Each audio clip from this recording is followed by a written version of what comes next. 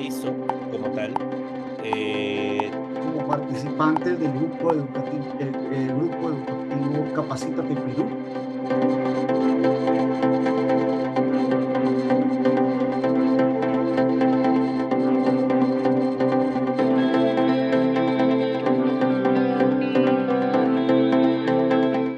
Bienvenidos a todos los participantes que se encuentran ya conectados. Un saludo de Lucía Karen, que forma parte del Grupo Educativo Capacítate Perú. El día de hoy tenemos esta segunda capacitación, la segunda clase del curso Administración y Gestión Pública, que va a estar a cargo del ponente Milton Eliseo Alca Gutiérrez, especialista y consultor en gestión pública y políticas públicas. Recordando a todos los participantes que podrán dejar sus consultas en el chat en vivo para poder ser resueltas en la ronda de preguntas. Bienvenidos una vez más, entonces iniciamos la capacitación. Entonces comenzamos. Cuando hablamos de gestión pública, hablábamos de la administración de recursos escasos para solucionar problemas públicos, ¿no? Y estos habían sido adoptados a través de estrategias, medidas que lo habían tomado las autoridades políticas. Estas decisiones se llamaban políticas públicas. Para que se lleve a cabo el aparato estatal, para que se mueva el aparato estatal, lo que nosotros tenemos que tener es sistemas administrativos y sistemas funcionales. Mientras los sistemas administrativos se van a encargar de la administración de los recursos escasos, los sistemas funcionales se van a encargar del cumplimiento de las políticas públicas. En ese sentido, vamos a tomar acá a cabo, eh, vamos a tomar acá los sistemas administrativos. Habíamos hablado que eran 11. Teníamos la gestión de recursos humanos, que estaba a cargo de servir, la Autoridad Nacional del Servicio Civil, está dentro de la PCM. Habíamos hablado del abastecimiento. El abastecimiento es justamente acá lo que vemos es en contrataciones con el Estado. Tenemos como unos organismos principales la OCE, pero el ente rector es la Dirección de Abastecimiento, la Dirección General de Abastecimiento, que está a cargo del MEF. Y luego tenemos al de presupuesto público, ¿no? Que también está dentro del MEF, la tesorería, que está dentro del MEF, endeudamiento público, que también está dentro del MEF, y la contabilidad, que también está dentro del MEF. Como nos podemos dar cuenta, la mayoría de los sistemas administrativos están dentro del Ministerio de Economía y Finanzas, porque el Ministerio de Economía y Finanzas ve los sistemas financieros y tanto abastecimiento, tesorería, endeudamiento público e inversión pública son financieros, ¿no? Distinto realce, claro. Luego tenemos el planeamiento estratégico, que lo ve ese plan, la presidencia del Consejo de Ministros. Tenemos el sistema de defensa judicial del Estado, que es las procuradurías, la Procuraduría General del Estado, ahora lo tenemos.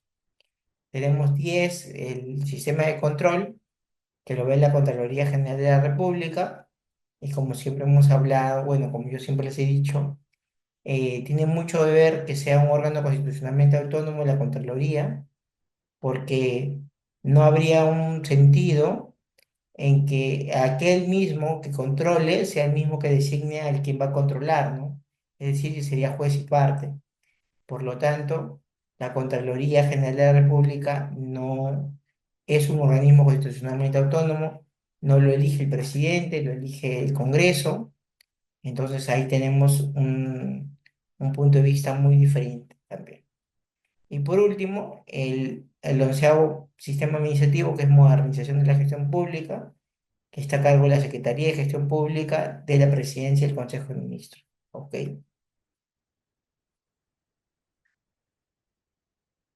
Tenemos, por ejemplo, los recursos humanos. Vamos a hablar de la Autoridad Nacional de Servicio Civil. Se crea con decreto legislativo 1023. Se encarga de desarrollar y ejecutar la política de Estado respecto al servicio civil y comprende el conjunto de normas, principios, recursos, métodos, procedimientos, técnicas utilizados dentro del sector público en la gestión de recursos humanos. Tenemos su base legal también es la ley 30.057, que es la ley de servicio civil, que habíamos estado conversando, y la ley marco del empleado público y la ley del Poder Ejecutivo, orgánica del Poder Ejecutivo, que es la 29158.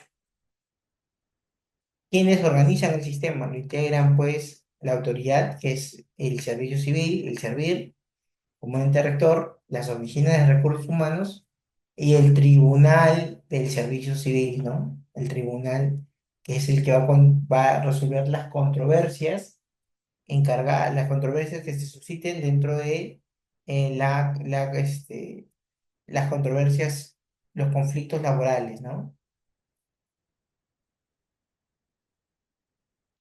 Estos son los subsistemas. Tenemos, por ejemplo, el tema de planificación y política de los recursos humanos. Ahí vamos a encontrar los documentos de gestión, el planeamiento de la gestión de recursos humanos. Ahí encontramos las estrategias, las políticas y procedimientos y la planificación de recursos humanos, ¿no? Luego tenemos el subsistema de organización del trabajo y distribución. Ahí vamos a encontrar el diseño de puestos y la administración de puestos, justamente donde se hace, pues, el perfil de puestos de la entidad. Este famoso documento que lo que hace es establecer cuáles son las funciones de cada uno de los servidores civiles dentro de la entidad. Como tercer, eh, como tercer subsistema tenemos la gestión del empleo, que se va a encargar pues de la selección, que es el etapa de contratación pública, la vinculación, la vinculación a la firma del contrato, la inducción, que es este pequeño capacitación que se le brinda a los nuevos trabajadores, y el 8 el periodo de prueba, que es de 3 meses en la mayoría de los sectores civiles, y luego tenemos la admisión de personas, que es la admisión de legajos, control de la asistencia, desplazamiento y procedimientos disciplinarios, ¿no? También se ve la desvinculación. La desvinculación se ve por diversos motivos: renuncia, cese voluntario, eh, jubilación, ¿no? O sea, llegado a la edad de jubilación. Y luego tenemos pues la gestión del rendimiento, ¿no? La gestión del rendimiento es aquella que se da a partir de evaluación de desempeño, es la evaluación al personal del trabajo, a los trabajadores, y de esa manera se va buscando una mejora continua, ¿no? Que el trabajador tenga un rendimiento satisfactorio dentro de la entidad pública. Como quinto sistema tenemos la gestión de compensación, que es la administración de compensaciones y la administración de personas, ¿no? Acá digamos que es sobre todo pues el pago de las remuneraciones de los servidores públicos, ¿no? Luego en el subsistema 6 tenemos la gestión del desarrollo de la capacitación y la proyección de la carrera, ¿no? Es decir, tiene que ser el personal total, permanentemente capacitada en sus funciones y en otras que va a realizar, ¿no? Ok. Luego, como último subsistema del sistema de gestión de recursos humanos, tenemos la gestión de las relaciones humanas y sociales, que son las relaciones laborales, individuales y colectivas, y la seguridad y salud en el trabajo. También el bienestar social, en la cultura y clima laboral y la comunicación interna, ¿no? Esos son los subsistemas del sistema de recursos humanos que van a estar pendientes en cada uno y cada uno se retroalimenta constantemente, ¿no? Interrelación de los subsistemas. Los subsistemas funcionan de manera coordinada, integrada en la búsqueda de una determinada gestión de recursos humanos en la entidad. La política de gestión de recursos humanos, a su vez, debe encontrarse vinculada y debe ser soporte de los objetivos de la entidad, pero en general los subsistemas sirven no solo al proceso, sino a otro proceso de la gestión de recursos humanos. Así, la gestión del empleo se vincula al rendimiento, proporcionando información histórica sobre el récord de evaluaciones anteriores, y la gestión de la compensación de la gestión de las relaciones humanas y sociales, proporcionando información sobre los beneficios que recibe el trabajador y su evolución, ¿no? Lo que trato de explicar acá es que cada uno de los subsistemas de la gestión de recursos humanos se van a estar interrelazando, porque, por ejemplo, la gestión del rendimiento, si sales desaprobado, eh, es obligatorio que antes de la desvinculación, antes que te den tu despido, claro, tienes que pasar por una capacitación. Y esa capacitación tienes que llevarla en un año mínimo. Y luego, después de esta capacitación que llevas, y si sigue saliendo mal en los exámenes de rendimiento, pues recién, digamos, ser pasible de desvinculación, ¿no? Más claro, de despido, ¿no? Entonces digamos que una retroalimentación que se realiza dentro de estos subsistemas. Luego tenemos, bueno, vamos a ir. Hay algunos principios que debemos de entender dentro del empleo público, ¿no? Por ejemplo, el principio de legalidad. El principio de legalidad se desarrolla muy al contrario del derecho penal. En el derecho penal se dice que todo lo que no está prohibido está permitido, ¿no? Es decir, aquello que no está en el Código Penal, el ser humano lo puede desarrollar, lo puede ejercer. Sin embargo, esto de esa forma no funciona en el servicio público, no funciona en la gestión pública. En la gestión pública funciona el principio de legalidad, es decir, todo aquello que esté normado por la ley, recién yo lo puedo hacer, recién está permitido cumplirlo. Si no está en la ley, yo no puedo hacerlo como servidor público. Un claro ejemplo es, por ejemplo, cuando los fiscalizadores van y persiguen a los ambulantes, ¿no? Pero si el ambulante entra a una casa, entra a un a un lugar público, entra a un lugar privado, no puede acercarse el fiscalizador, porque el fiscalizador fiscaliza áreas públicas y no áreas privadas, ¿no? Es un principio, por ejemplo, el principio de legalidad le impide al fiscalizador ejercer su trabajo dentro de sectores de propiedad privada. Es un ejemplo. El principio de modernidad es un principio del empleo público que procura el cambio orientándolo hacia la consecución efectiva de los objetivos de la administración pública. Es decir, que busque que los objetivos de la entidad se cumplan ante todo, ¿no? Y luego tenemos el principio de imparcialidad, ¿no? La función pública y la prestación de servicios públicos se deben ejercer sin discriminar a personas, sin realizar diferencias. La implementación de políticas afirmativas respecto a personas con discapacidad, sectores vulnerables, no constituyen discriminación en términos de esta ley. Acá, ¿qué quiere decir imparcialidad? Es decir, que yo no me puedo poner del lado de ninguno, ¿no? Tengo que ponerme del lado de aquel que vea los hechos y que la ley le favorezca, ¿no? No me puedo poner de lado porque sea mi amigo, porque sea mi primo, no. Tengo que ser imparcial. Otro de los principios que tengo es el principio de transparencia y rendición de cuentas, que busca que la información de los procedimientos que conforman sea confiable, accesible y oportuna, y que las personas encargadas del manejo económico rindan cuentas periódicas de los gastos que ejecutan. Es decir, que las personas que administran los recursos públicos, como puede ser el alcalde del municipio, rinda cuentas a quién, a la Contraloría General de la República, rinda cuentas a quién, al distrito en los cabildos abiertos, es decir, que cumpla con la rendición de cuentas que establece, pues, la Ley Orgánica de Municipalidades, ¿no? En el caso de los gobiernos regionales, también lo establece la Ley Orgánica de Gobiernos Regionales y debe de cumplirlo, ¿no? Principio de eficiencia. Mira, el empleado público ejerce sus actividades empleando los medios estrictamente, sus actividades empleando medios estrictamente necesarios, teniendo en cuenta los escasos recursos que cuenta el Estado.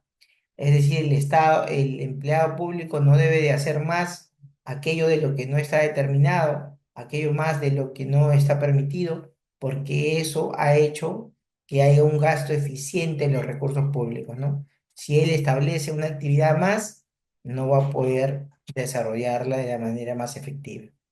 Y luego tenemos el principio de probidad y ética pública, que es que el empleado público actuará de acuerdo a los principios y valores éticos establecidos en la Constitución y las leyes que requieren la función pública, ¿no?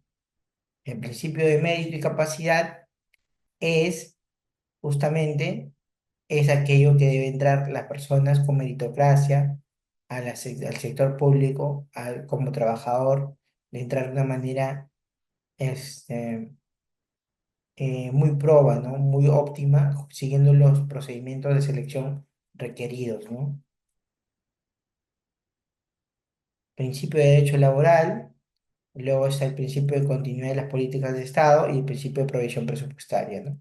En general, estos principios, los que van a hacer el derecho laboral es que no se vulneren los derechos laborales de los trabajadores, no se recorten estos derechos laborales y se están reconocidos en la Constitución y la ley a favor del trabajador.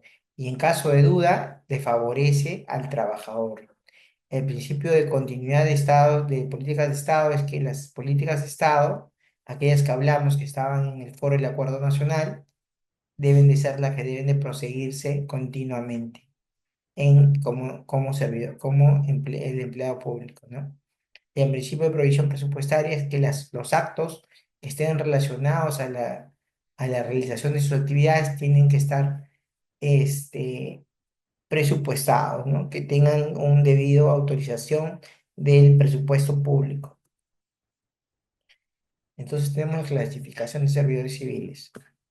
Yo antes de seguir con esto, este, quería explicarles pues que el enfoque que tiene el sector público hoy en día es un enfoque por procesos, ¿no?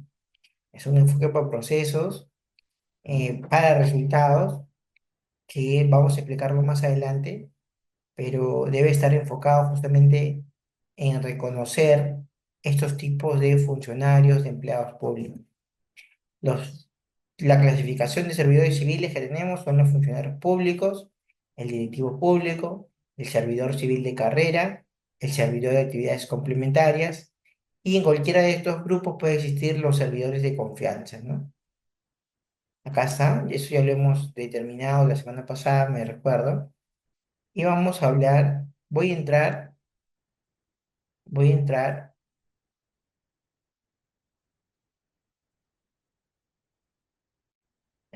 bueno, vamos a estar al sistema de abastecimiento. El sistema de abastecimiento es aquello que requiere, pues, las contrataciones del Estado, ¿no? Las contrataciones del Estado son aquellos bienes y servicios que requiere las entidades para prestar también bienes y servicios, ¿no? Por ejemplo, si yo quiero regalar este, eh, silla de ruedas a las personas con discapacidad de un colegio, previo a ello tengo que comprarlo y la compra que tengo que hacerla es a través del sistema de compras públicas. Ojo, el Estado lo hace todo a través del sistema de compras públicas y para eso está determinado por ley y existe su ente rector y su ente supervisor, ¿no? En este caso, su ente supervisor es la OCE, el organismo supervisor de contrataciones con el Estado. Ojo.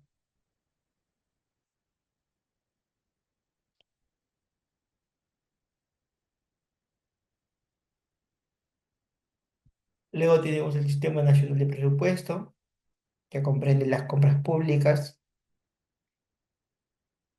Es el principio de normas, de técnicas, de métodos, procedimientos que regulan el proceso presupuestario. Lo que busca es que las actividades que va a desarrollar el sector público estén financiados, ¿no? Porque si no están financiados no va a tener el impacto necesario, no va a poder rendir los frutos necesarios y por lo tanto no va a poder darse un valor o mejorarse una calidad de vida de la persona. Nosotros actualmente trabajamos en el Perú, en su mayoría de las entidades trabajan lo que se llama presupuesto por resultados, ¿no? El presupuesto por resultados es aquello de que se debe de invertir en en aquellas actividades que lo que van a hacer es mejorar la calidad de vida de las personas, ¿no? ¿Y por qué lo decimos la calidad de vida de las personas? Porque muchas veces o antes se tenía pues de que se invertía en hacer, por ejemplo, el,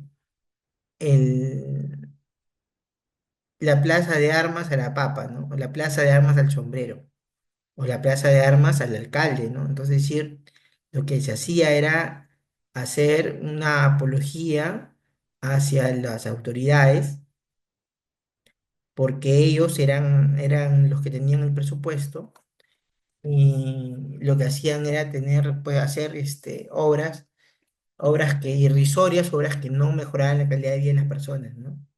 En ese sentido se dijo, oye, ¿sabes qué?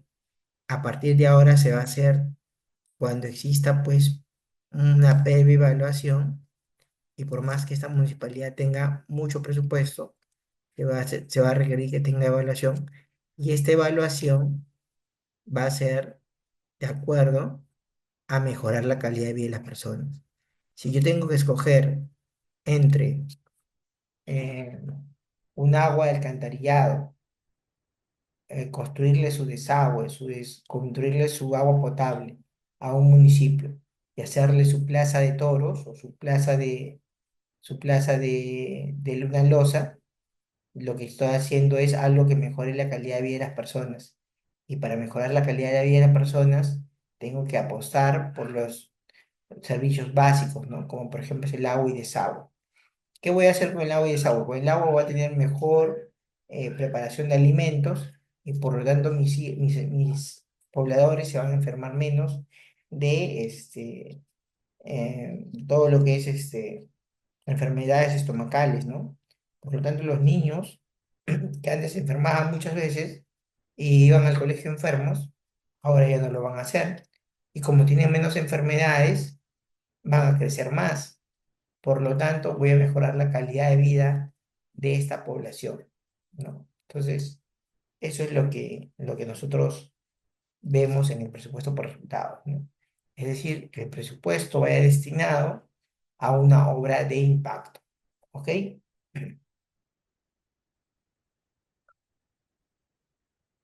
Seguimos. Bueno, hay algunas definiciones que son necesarias: los pliegos presupuestarios y las unidades ejecutoras, ¿no?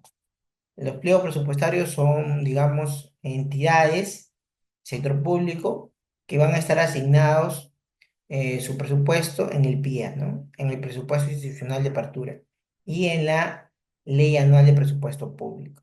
Por ejemplo, todas las municipalidades en el Perú son pliegos presupuestarios, y todas los municipalidades provinciales también son pliegos presupuestarios. En ese sentido, tenemos que dentro de los pliegos presupuestarios existen las unidades ejecutoras, que son unidades autónomas presupuestariamente para la asignación de recursos. ¿Qué es lo que hace esto? Hace que justamente yo pueda priorizar de una manera más focalizada dónde voy a gastar el dinero. Es decir, dentro de un pliego presupuestario pueden haber distintas unidades ejecutoras, y eso es lo que hay sobre todo, ¿no? Clasificación de gasto. Por ejemplo, tenemos la clasificación de gasto, que hay que entenderlo. Los gastos corrientes son aquellos que van a ser destinados al mantenimiento o operación de los servicios que presta el Estado. Por ejemplo, la planilla. La planilla de los trabajadores es un gasto que se va a ejecutar para el mantenimiento de la entidad, por ejemplo, y va a ser un gasto corriente. O si todos los años compro, pues, por ejemplo, papel bond, todos los años compro, por ejemplo, 100 millares, esos 100 millares van a ser gasto corriente porque es para el mantenimiento. O los gastos que hago, pues, para darle pintura, que le hago limpieza, ¿no? Y vamos a diferenciar de los gastos de capital, que es otra categoría del gasto público, que son todos los gastos destinados al aumento de la producción e incremento inmediato o futuro del patrimonio del Estado. Un ejemplo del gasto de capital es aquel que yo hago construyendo, pues, un reservorio, ¿no? Construyo el reservorio, acrecento el recurso hídrico y aseguro, pues, que mi patrimonio esté creciendo, ¿no? Otro ejemplo es: construyo una plaza, construyo aguas, jardines, veredas, Todos esos son gastos de capital, son gastos en proyectos, ¿no? Los gastos de capital son aquellos que están destinados al incremento del patrimonio del Estado, ¿no? Un incremento inmediato o puede ser un incremento futuro. Y por último tenemos el servicio de la deuda, que son todos los gastos destinados al cumplimiento de las obligaciones originadas por la deuda pública, sea interna o externa, ¿ok? El sistema de presupuesto público tenemos el PIA, que es el presupuesto que reciben eh, en el primer día de enero, ese es el que se va realizando. Y luego tenemos el pliego, tenemos el presupuesto institucional modificado, que es el PIN, que es el presupuesto actualizado por la entidad pública a consecuencia de las modificaciones presupuestarias, tanto a nivel institucional como a nivel funcional programático, efectuadas durante el año fiscal a partir del PIA. ¿Ok? Presupuesto participativo, hay un presupuesto por resultados,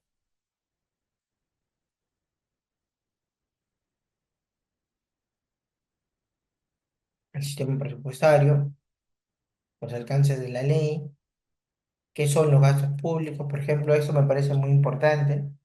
Los gastos públicos son el conjunto de erogaciones que por concepto de gasto de corriente, gasto de capital o servicio de la deuda, realicen las entidades con cargo a créditos presupuestarios aprobados por ley anual de presupuesto para ser orientados a la atención de prestación de servicios públicos y acciones desarrolladas por las entidades de conformidad con las funciones y objetivos institucionales. El gasto público se estructura en clasificación institucional, funcional programática y una clasificación económica. Ojo. Las etapas del proceso presupuestario es la programación, lo que hacen al principio del año para ver en qué se va a gastar el próximo año. Ojo, el presupuesto público se hace de un año para otro y toda esa programación se la manda al MEF. El MEF va a hacer la formulación. Y la formulación del presupuesto lo va a presentar en la ley de presupuesto público, presentado como máximo el 30 de agosto de cada año, según la Constitución Política del Perú. Después de la formulación pasa al Congreso y se va a dar la aprobación, donde la aprobación del presupuesto público se va a dar hasta un máximo de el 30 de noviembre del 2000, de cualquier año, ¿no? Y ahí se va a dar la aprobación. Y la ejecución la hacen cada una de las entidades públicas que tienen pliego presupuestario y la evaluación la va a realizar el MEF, el Ministerio de Economía y Finanzas. Ojo.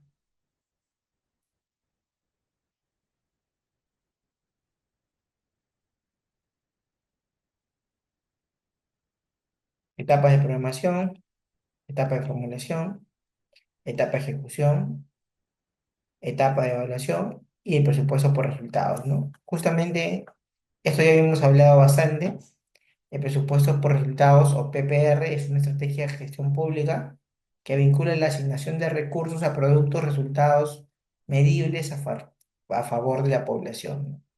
Busca mejorar la calidad del gasto a través del fortalecimiento de la relación entre el presupuesto y los resultados mediante el uso sistemático de información, desempeño, considerando prioridades de política y guardando siempre la consistencia con el marco macrofiscal, marco macroeconómico multianual. Ojo.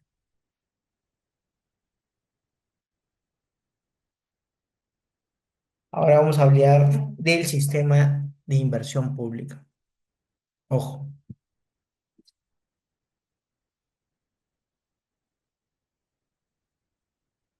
El tema nació en diciembre del 2016 y entró en vigencia a partir del febrero del 2017.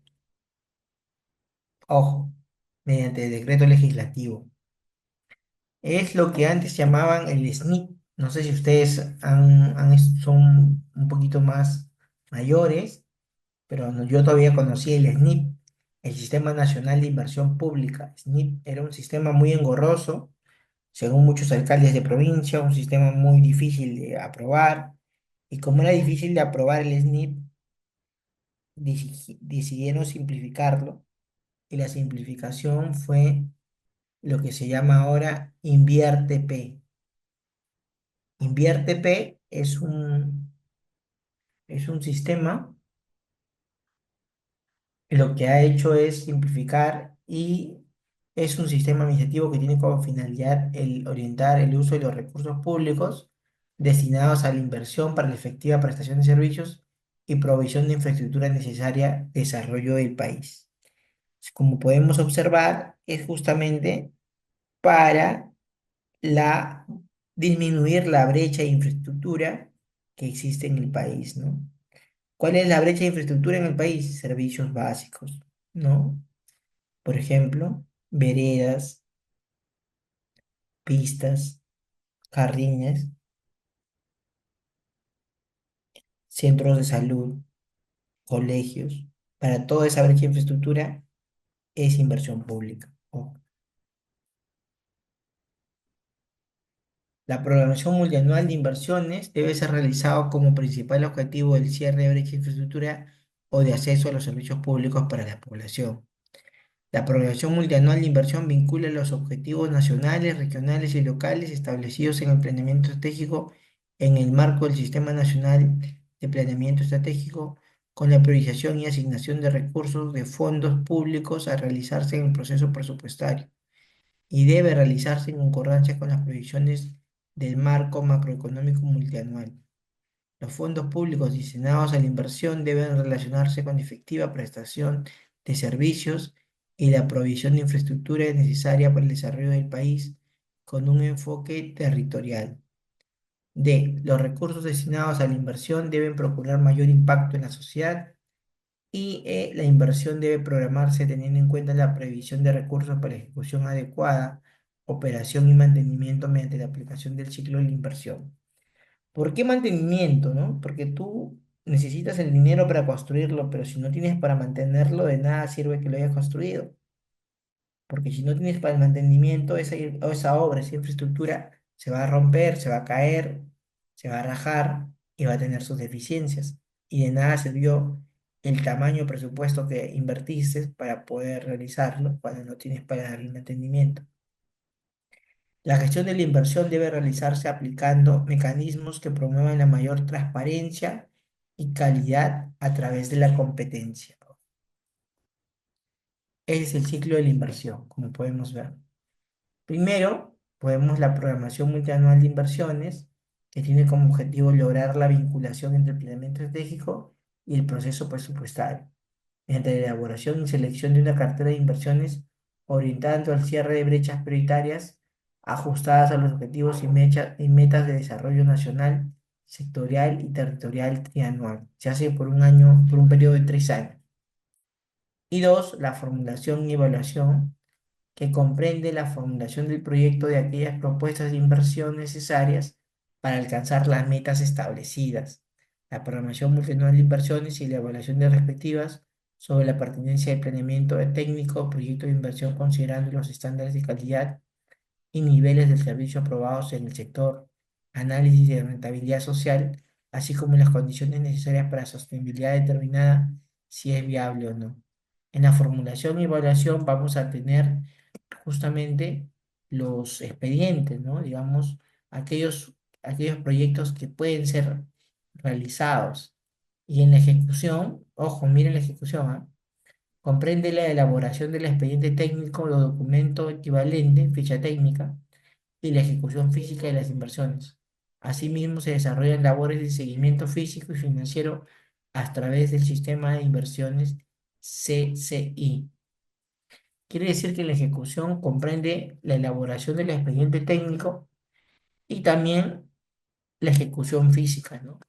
La ejecución física es la construcción justamente de esta infraestructura que se busca consolidar.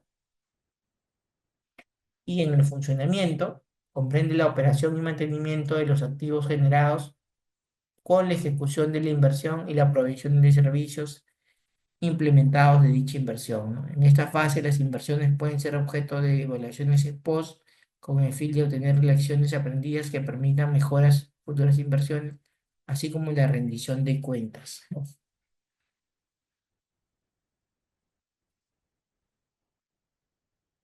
El planeamiento estratégico, que ya lo hemos hablado, ¿no? El planeamiento estratégico es justamente uno de los pilares de la política nacional de modernización de la gestión pública. Es la ley que crea el Sistema Nacional, es la ley 28522 que crea el CEPLAN, ¿no? El CINAPLAN es un conjunto articulado e integrado de órganos, subsistemas y relaciones funcionales que coordina y viabiliza el planeamiento nacional. El CEPLAN es un órgano técnico especializado que ejerce la rectoría efectiva del CINAPLAN. Cuando nosotros hablamos del CINAPLAN, tenemos que entender que hablamos de documentos muy importantes dentro de la entidad, que por ejemplo es el PEI, ¿no? El Plan Estratégico Institucional, que es por ejemplo el POI, el Plan Operativo Institucional. Y tenemos por ejemplo ahí también el PSEN, ¿no? El plan es el plan sectorial multianual, pero aparte en los gobiernos regionales tenemos el plan de desarrollo concertado, y este plan de desarrollo concertado es justamente cómo nosotros queremos que sea el municipio, que sea el gobierno regional más adelante, ¿no? Por ejemplo, en el plan de desarrollo concertado regional se van a poner las obras de infraestructura, digamos, más importantes. Y en el plan estratégico institucional se van a poner los objetivos y acciones estratégicas para desarrollar y llegar a obtener esa visión y esa misión que hemos establecido en el plan de desarrollo, de desarrollo concertado, ¿no? Eso aplica tanto a las municipalidades provinciales, municipales, provinciales, distritales y al gobierno regional. ¿Ok? Ente rector, CEPLAN, todo el CEPLAN. Etapas del CEPLAN, por ejemplo, sabemos la fase de planeamiento estratégico, que vemos la planificación prospectiva, que es la identificación de brechas y tendencias y escenarios. Es justamente yo cómo quiero que ver a mi entidad más adelante, cómo quiero que se desarrolle. Y la planificación estratégica, que es lo que va a hacer definir la cadena la definición de la cadena estratégica, la visión y objetivos, indicadores y acciones. En la planificación estratégica lo vamos a entender pues como el conocido PEI, ¿no? Plan Estratégico Institucional. Todo eso que nosotros estamos hablando de la visión, objetivos, indicadores y acciones, lo vamos a estar establecido en el PEI. Y la planificación operativa permite poner en marcha la estrategia institucional. ¿Eso qué es? El famoso POI, ¿no? El Plan Operativo Institucional, ¿no? Todas las actividades operativas que se va a desarrollar lo vamos a poner en la planificación operativa.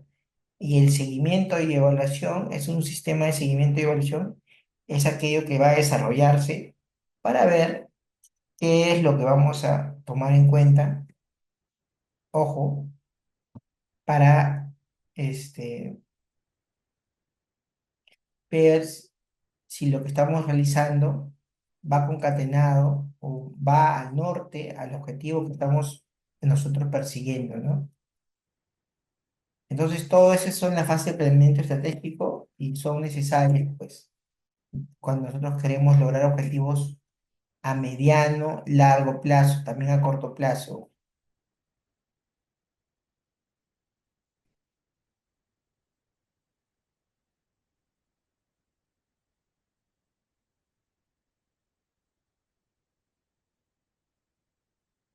Antes de ver esta parte que es la política de modernización, voy a,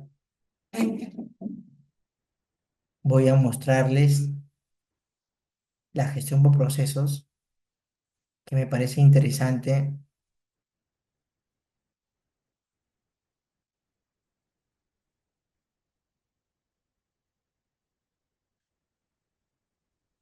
¿Pueden ver?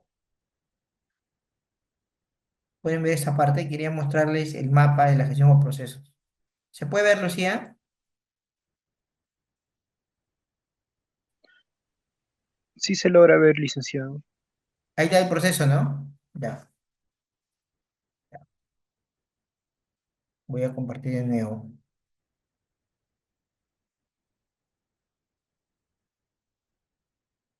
Miren. ¿Por qué quería compartir? El enfoque por procesos es un enfoque que se desarrolla en la administración pública de una manera, digamos, más moderna. ¿Qué pasaba antes? Antes el Estado pues realizaba inmensas cantidades de elaboraciones, pero no llegaba a conclusiones concretas, no llegaba a una administración, digamos, esencial, ¿no? Que satisfacía al cliente, digamos, al ciudadano. Y lo que pasó es de que se dijo, ¿no? En Francia y Estados Unidos sobre todo, ¿cómo es posible que, por ejemplo, empresas como la Petroleum, como las petroleras inmensas o la Coca-Cola, manejara pues más presupuesto que el Estado, que un Estado, y que no solamente lograra satisfacer a sus clientes, sino que lograba tener, este, ¿cómo se llama eso? Resultados y ganancias. Y el Estado dijo, nosotros solamente queremos satisfacer a nuestros clientes, pero para hacer eso no entendemos cómo se desarrolla, ¿no? Y ellos le dijeron, bueno, nosotros desarrollamos la gestión por procesos, es decir, inputs y outputs, es decir, aquellos donde existen entradas, existen salidas, existen insumos y existen productos. Más claro, dijo, en el sistema por procesos lo que nosotros establecemos son productos, ¿no? Y los productos son aquellos que desarrollan para el cliente, para un cliente. Pero el Estado no tiene clientes.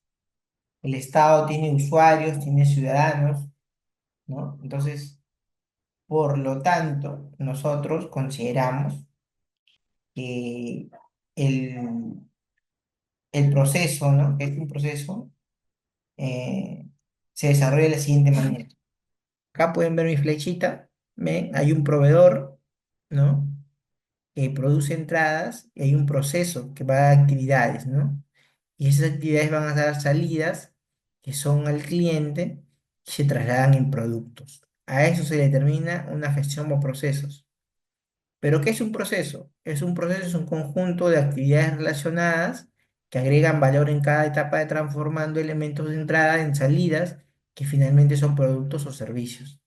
La gestión por procesos se caracteriza por ser transversal en la organización, independiente de su estructura y está alineada en la ambición de resultados, por ello se aplica a la totalidad de la organización para asegurar un enfoque estratégico. Voy a mostrar un mapa de procesos que quiero mostrarles.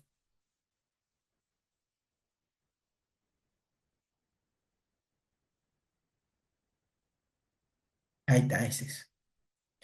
Este es el mapa de procesos de un colegio. Miren, ¿por qué busqué un colegio? Porque todos hemos pasado por un colegio, todos sabemos cómo se desarrolla un colegio, hemos sido parte de esta actividad, por lo tanto nos vamos a dar cuenta. ¿Cuál es la entrada al colegio? ¿Cuál es la entrada al colegio? ¿Cuál es el insumo al colegio? Como ustedes pueden verlo, el primer proceso que tenemos es matrículas y registros, ¿cierto? ¿Y quién nos brinda el insumo? La comunidad educativa. Por lo tanto, los niños, los jóvenes van a ser nuestro insumo.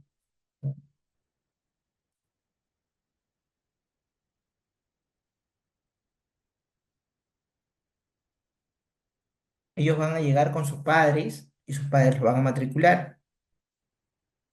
Pero para que funcione el Estado, tiene que haber una dirección, ¿cierto?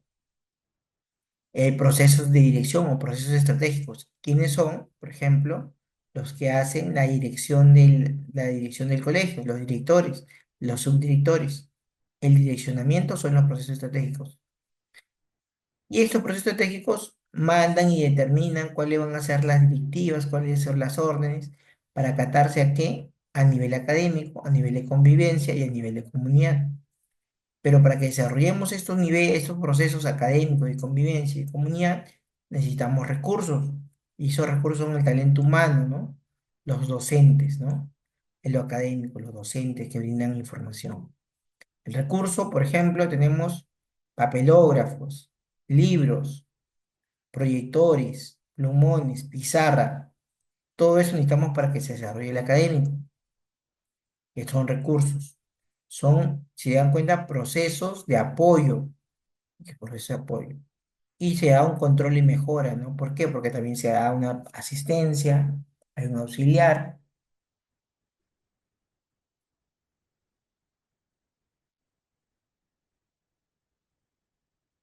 Todos estos procesos son procesos de apoyo, los que van a hacer que se desarrolle una buena convivencia y se desarrolle un nivel académico. Entonces, en el colegio nos van a dar clases de inglés, clases de comunicación, nos van a dar clases de matemáticas, clases de filosofía, y vamos a recibir este aporte académico.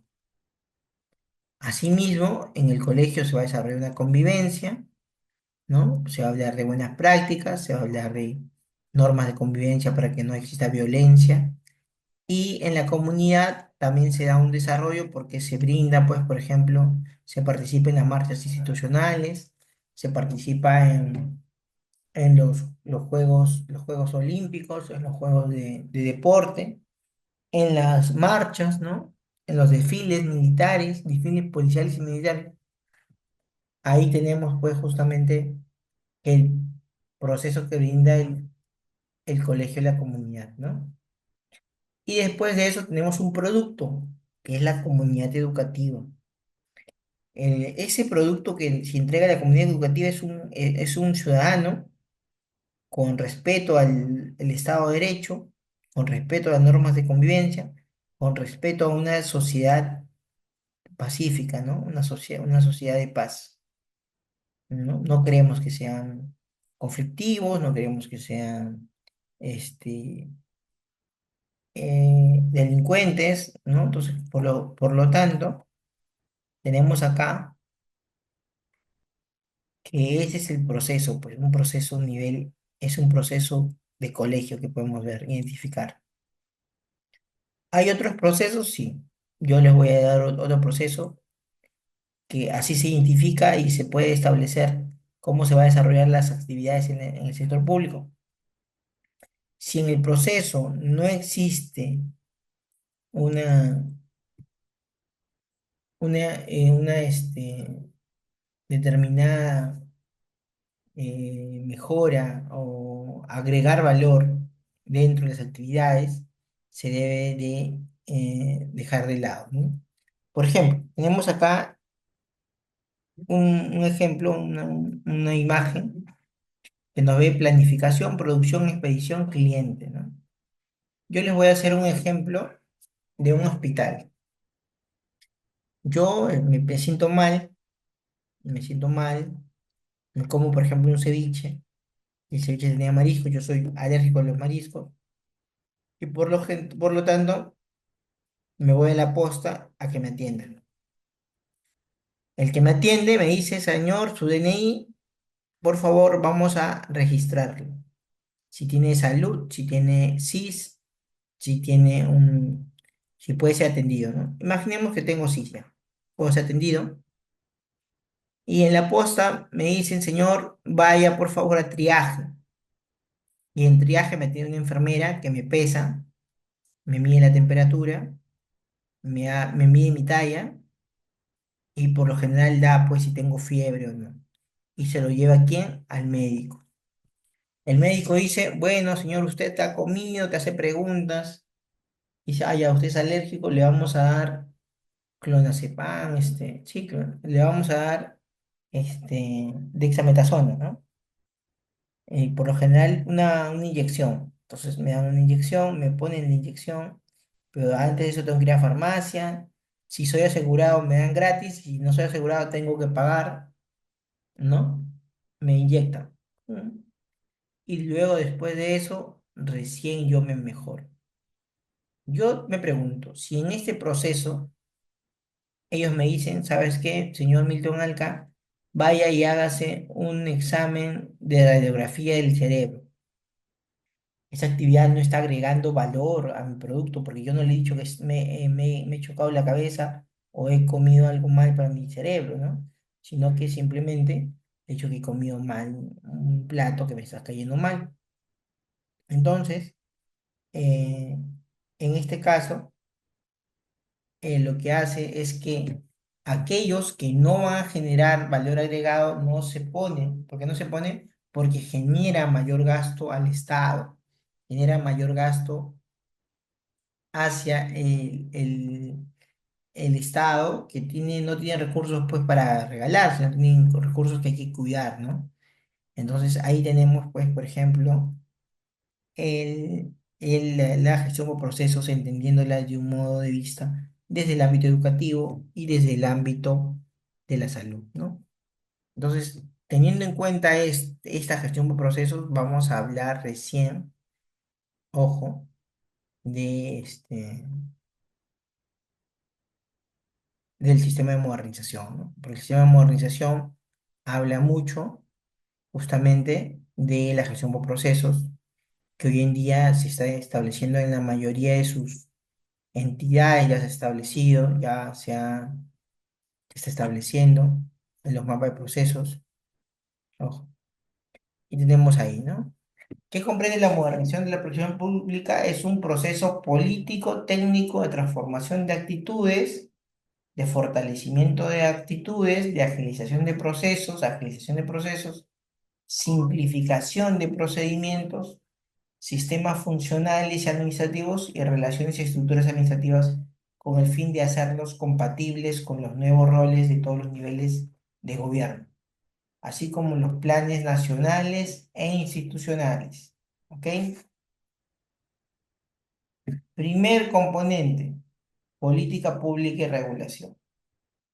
Está orientado a la solución de los problemas públicos, para lo cual requiere el diseño de políticas públicas con criterios de priorización basada en evidencia que sustenten la toma de decisiones y que establezcan que las entidades deben participar para la solución del problema público identificado. ¿Qué quiere decir? Quiere decir que justamente que las decisiones que vamos a tomar estén basadas en evidencia. ¿Cuáles son las evidencias? Pues estudios confiables, estudios como por ejemplo lo hace el INEI a través de las encuestas, o un estudio de base que lo realice una entidad importante, una entidad que realmente sea confiable, y dice que las medidas que vamos a tomar las basemos en base científica, ¿no? Que lo hacemos en base en evidencia que sustente la toma de decisiones. Y esa evidencia tiene que ser una evidencia formal, ¿no? Una evidencia que el Estado no la invente, sino que la haya procesado, ¿no?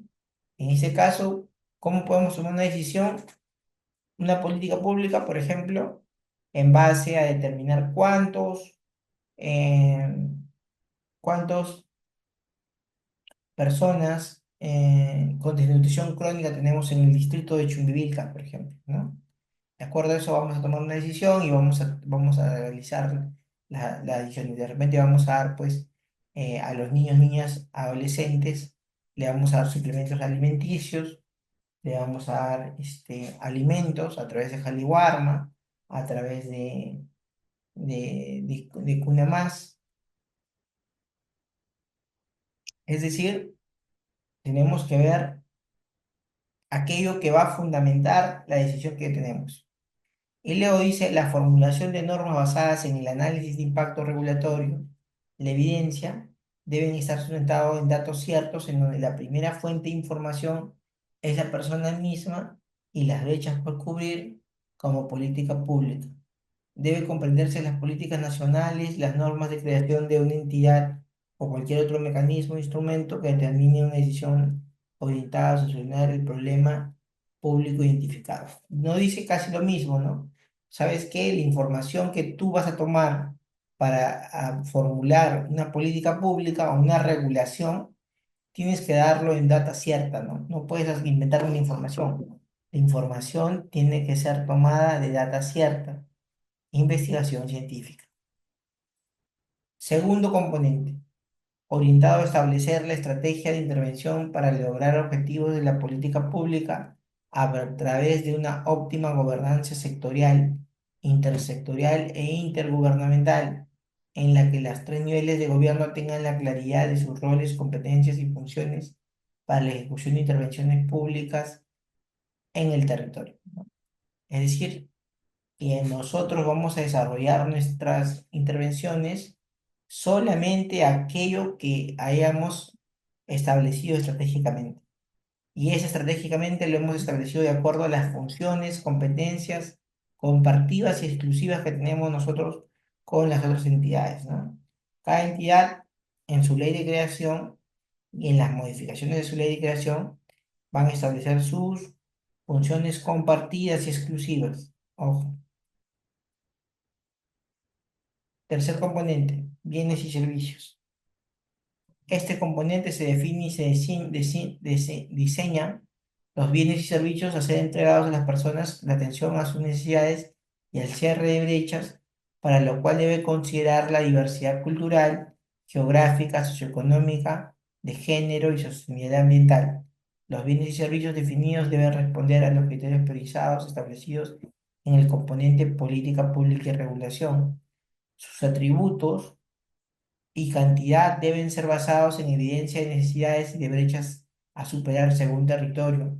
También deben considerar recursos disponibles para el sector, niveles de gobierno, o ser destinados bajo un enfoque de eficiencia, eficacia, sostenibilidad ambiental, que significa contemplar el diseño de servicios de uso racional y sostenible de los recursos naturales de cada región.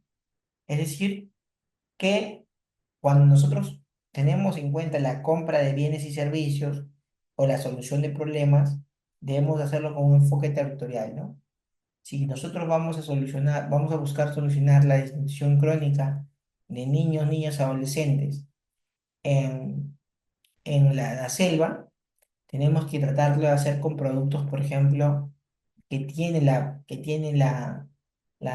territorio, ¿no? No vamos a utilizar, por ejemplo, eh, no sé, pues res de Puno, ¿no?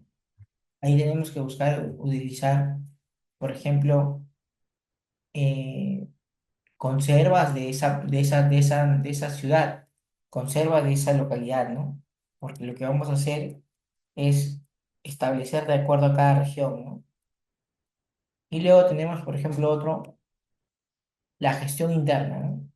En ese componente se debe abordar la capacidad de la gestión interna de las entidades, así como el funcionamiento articulado de todos los sistemas administrativos, la provisión de bienes y servicios y regulaciones de calidad, y comprende la ejecución de las actividades y procesos tanto estratégicos de apoyo como operativos y misionales, ¿no? Acá nos está hablando de qué? De los procesos.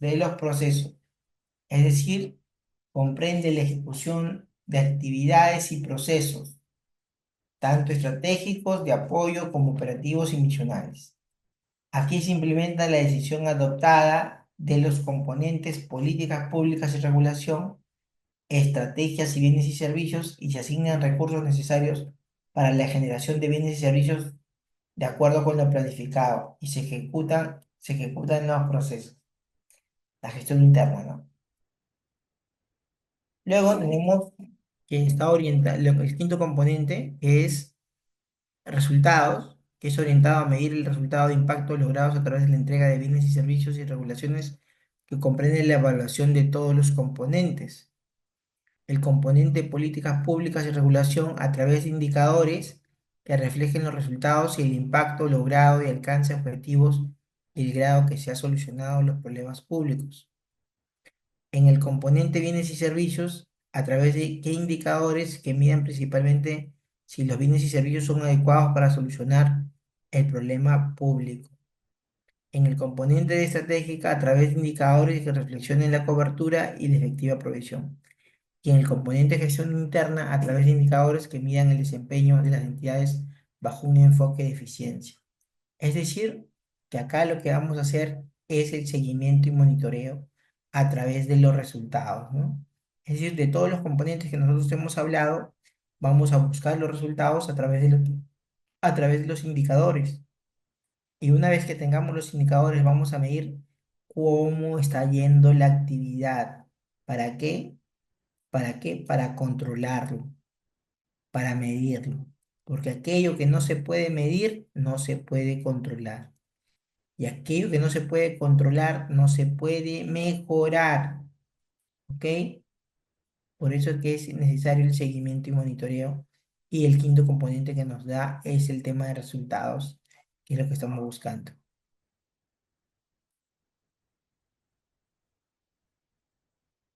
Seguimiento y evaluación y mejora continua. Es a través, es transversal y de naturaleza permanente, cuyo fin es analizar las acciones de seguimiento, evaluación y mejora continua, la cual es aplicable a los componentes de políticas públicas y regulación estratégica de bienes y servicios. Gestión interna y de resultados, y debe incorporarse como parte de la gestión permanente y continua de cada uno de los componentes, así como la información que resulte de la gestión adecuada de ellos será insumo de la evaluación y la mejora continua. O sea, lo que nos dice es que debemos de hacer un seguimiento. ¿Para qué? Para tener una mejora continua. Si no hacemos seguimiento,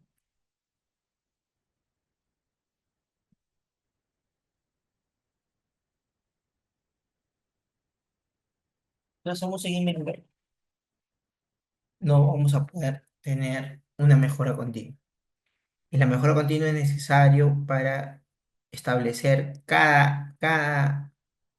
en cada paso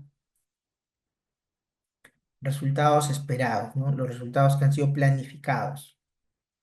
Por último, nos dice un componente es el estado abierto, ¿no? Un componente transversal, ojo, un componente transversal. Dice, el estado abierto, ¿ya? Es transversal la gestión de los componentes políticas públicas y regulación y estrategias y bienes y servicios, gestión interna y resultados, es decir, a todos.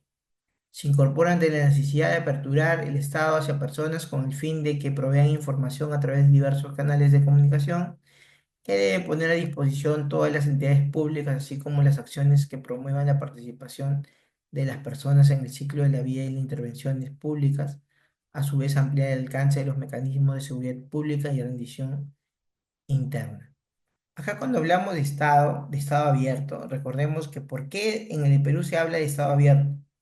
Porque el Perú trata de ingresar al OCDE, Organismo de Cooperación de Desarrollo Económico. Y la OCDE, digamos, es como el club de los países ricos.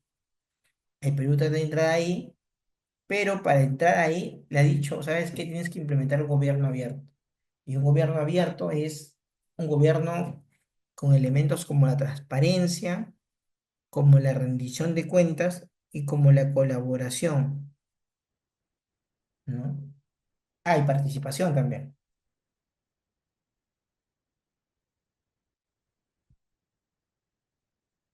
Entonces, entonces, para nosotros tener esos componentes como participación, colaboración, debemos establecer el gobierno abierto. Hay países como por ejemplo Inglaterra, donde a partir del aplicativo tú puedes ver en qué gasta tu alcalde, en qué gasta tu congresista, en qué está gastando el dinero, pues cada uno de tus congresistas, ¿no? Porque de esa manera haces un trabajo este, un trabajo muy transparente y pueden ver en qué gastas para así hacer una fiscalización si está utilizando bien o no los recursos del Estado.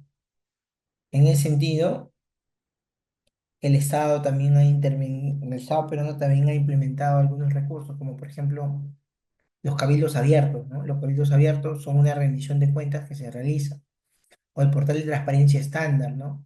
El portal de transparencia estándar está la información de forma activa, ¿no? Hacia aquellas personas que quieran ver cuáles son los estados de personal, estados financieros, recursos humanos de la entidad.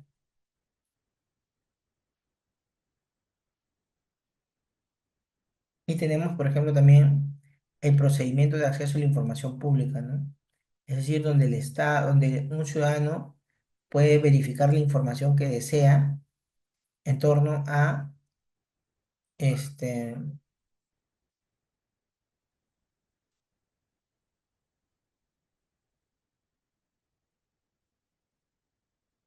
información que el Estado considera que es información que puede ser compartida, ¿no? Porque hay información que puede ser incluso vetada, es decir, que no puede ser compartida, pero eso es de acuerdo pues a una cosa, por ejemplo, un proceso judicial, este,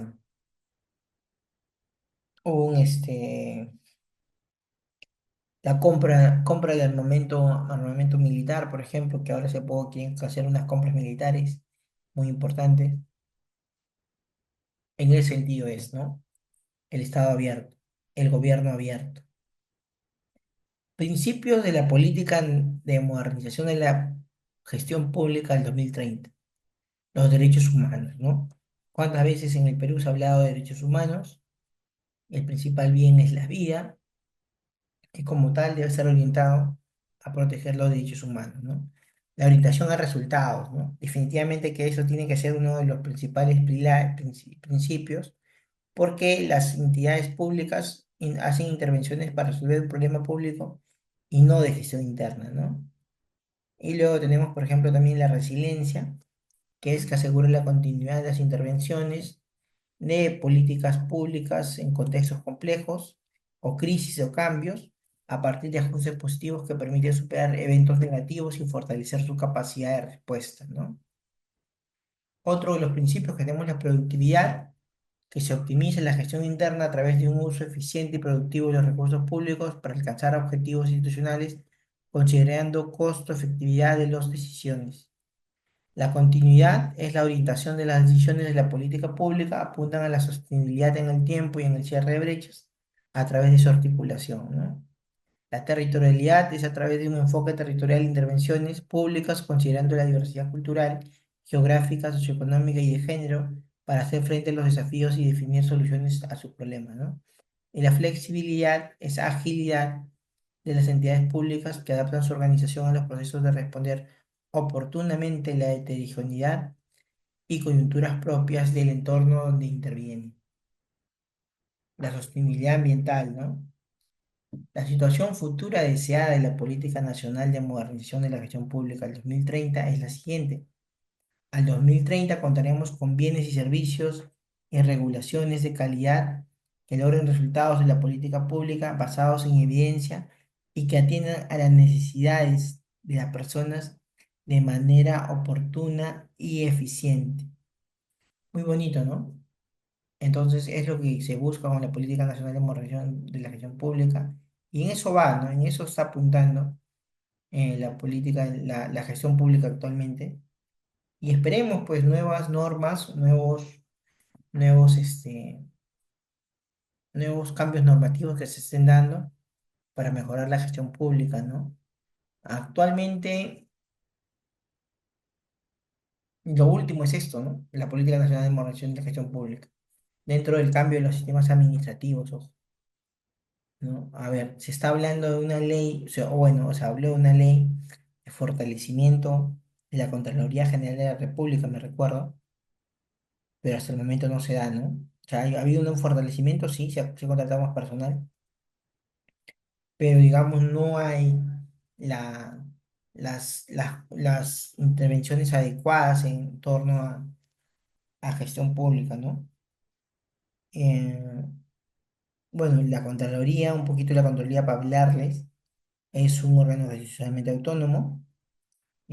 Para ser su contralor hay que ser mayor de 40 años, hay que gozar de un alto perfil, intachabilidad ética. Y bueno, es uno de los principales entes controladores de la gestión pública y de los gastos que hace el Estado, ¿no? Luego tenemos, por ejemplo, esto que ya hemos hablado ya la semana pasada, la gestión de procesos, la simplificación administrativa, la organización institucional y la gestión de procesos que les he hablado bastante, porque me parece importante que mínimo se vayan sabiendo qué es el nuevo enfoque que está tomando el sector público y es el enfoque por procesos, ¿no? Entonces eso es todo. Muchísimas gracias por tu tiempo.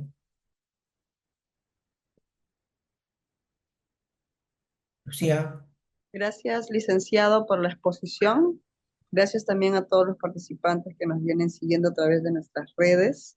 Recordando que nuestros cursos son de acceso gratuito y de certificación opcional. Pueden inscribirse y si desean certificarse, también aprovechar los descuentos que tenemos siempre hasta un día antes del curso. Vamos a pasar a la ronda de preguntas. Ahorita vamos a leer la primera consulta que nos dejan. Es la siguiente. A ver. La primera consulta, licenciado, es ¿quiénes elaboran el planeamiento estratégico y el plan concertado? Lo hace la Oficina General de Planeamiento en los ministerios, pero en los municipios y en el gobierno general lo hacen la Gerencia de Planeamiento y Presupuesto. La Gerencia de Planeamiento y Presupuesto es la que debe realizar. Gracias, licenciado. La siguiente consulta es con respecto a la modernización del Estado, ¿qué es la gestión por proceso? La gestión por procesos es un enfoque, una metodología que se establece para establecer cuáles son las entradas y salidas, los input y outputs, los insumos y productos, para saber qué es lo que se ofrece al ciudadano, al ciudadano, al cliente. Viene del sector privado, ojo, viene del sector privado, pero se utiliza en el sector público actualmente. Muy bien, muchas gracias, licenciado, entonces por las preguntas contestadas y también gracias a los participantes que nos han acompañado hasta estos momentos. Invitarlos a que den like a la fanpage Grupo Educativo Capacítate Perú para que se enteren de nuestros próximos cursos en este mes. Muchas gracias, licenciado, y buenas noches con todos.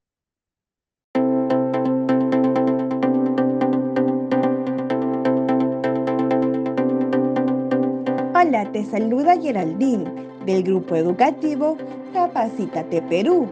En esta ocasión les tenemos un breve tutorial donde les ayudaremos a ubicar rápidamente desde su correo Gmail sus documentos del material y certificado. Comencemos. Para buscar el material, dirígese a la sección de Buscar correo. Escribir capacitateperú.informes@gmail.com. Clic en el icono de la lupa y podrán encontrar el correo que contiene el link de su clase. Deslizar hacia abajo y ubicará el material a descargar. En caso les aparezca buscando virus, al momento de descargar sus documentos, les pedimos por favor esperar hasta que cambie a descargar. En el caso contrario, el documento podría sufrir algún desperfecto. Ahora, para buscar el certificado, diríjase nuevamente a la sección de Buscar.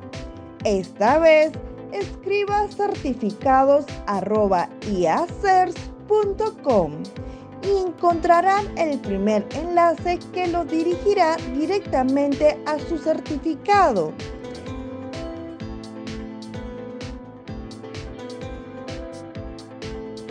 Podrán visualizar y descargar dicho documento en archivo PDF o imagen, así como la opción de compartir en su cuenta de LinkedIn.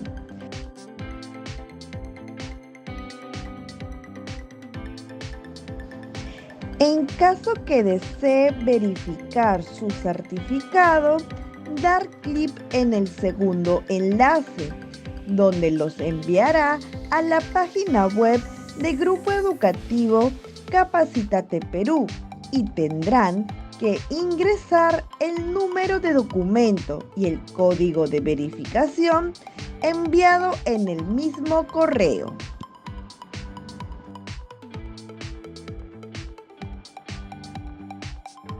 verificar sus datos que sean correctos. Muchas gracias por su atención y nos vemos en más capacitaciones.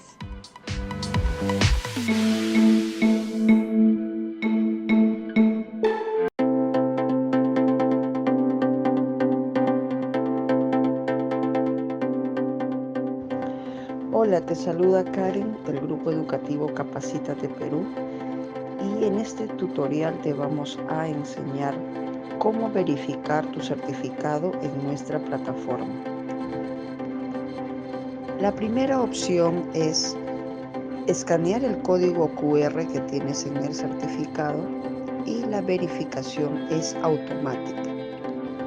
Segunda opción, si no cuentas con un dispositivo para escanear el código QR, haces clic en el link de nuestra plataforma enviado a tu WhatsApp. También puedes encontrar el link en la parte inferior del código QR que aparece en tu certificado. A través de ese link podrás ingresar a nuestra plataforma. Luego ingresas el número y código que aparece en tu certificado.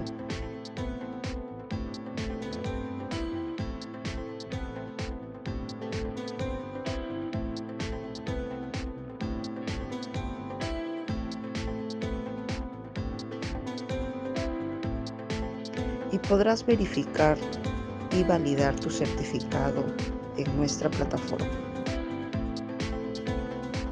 La tercera opción es remitirnos al siguiente correo consultas@capacitateperuvirtual.com una carta simple u oficio y adjuntar el certificado.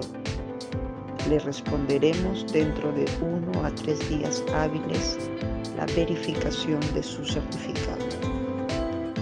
Tiene estas 3 opciones para poder verificar y validar su certificado en nuestra plataforma. Estamos para atenderlos, Grupo Educativo Capacítate Perú.